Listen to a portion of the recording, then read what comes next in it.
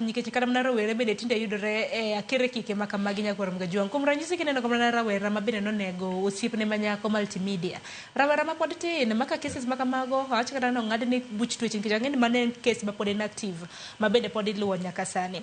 Cases ma kamago oseneno kata mana mag bembo. Rowere matindo, nyithindo manyiri matindo ibambo bang'e yudo no owit e tie tiang', owiti akeni e bando. Nyithindo ma pod inego nyaka e campus.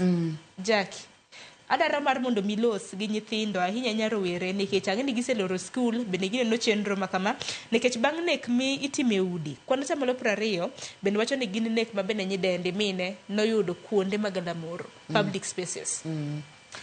Nyithindo tade wuoyo go Sharon to nyithindo kia kilo chandruok jaluo no wacho nyathi mineno ni odonje hera to pod okia kata gima hera en kendo yudo koneko to pod en ga long way to go.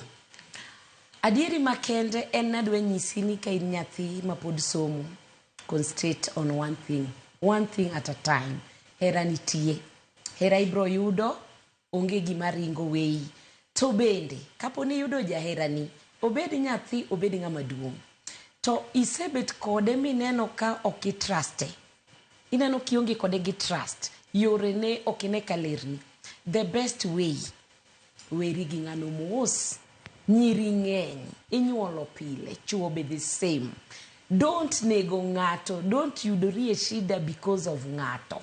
Ng'at manok onyuoligo midongi yudo ka duong' amo yudi kiduong'. Na wacho ni kitemo wuoyo mineno kok ok nyalre, always learn to say otamore.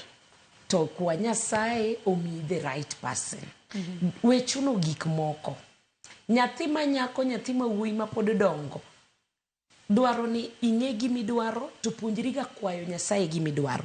An pod abiro nyiso Nyasaye ma miyo ng'ato ka ng'ato obed the right partner, obed the desire of your heart, God knows. Chieng' misepuonjori kani puonjri ga keto gik moko duto midwaro ni Nyasaye, tikwayo to ng'eyo ni bende in straightforward obro mi the right person. Learn to ng'eyo ni this time and time mar somo katieko kora dwaro ng'itna abro dhi dwaro. Kapok ichako manyo nyis Nyasaye no mi the right partner. To winjruok to na wacho ni biro mana through wuoyo. Gimoro amora in this world onge gimiloso kuma wuoyo onge. Let us learn how to communicate. Let us learn how to talk. To kineno ka gimoro inya many ng'ato. We keto gik moko bede chunyi opaile chunyi mineni koro there is no hope. There is no solution. There is always solution for every. Please learn to share. Sharing awacho ni en yath. Samoro ni neno ka koro chopo to kibiro mapimo ni mara tiduogi ng'iyo te wacho ni karakangane, are you sure ni overcome this? Yes, it means katabe inyalo nyise ni nyako no, it's not the inyalo luongo the partners mondo wiwuo kodgi gite. To kineno kotamore adwa nyisi gimoro achiel. Wuoyi dichuo wenego dhano wadu ionge gi teko. Ne kaka koro uketho nyaka ngima nyithindo maonge atia makia kata kaka gini no chakore. Please, kochopo nini kori neno ni nyako no okinyal dak go. Dichuo ni okinyal dak go. Please learn always to walk out of it.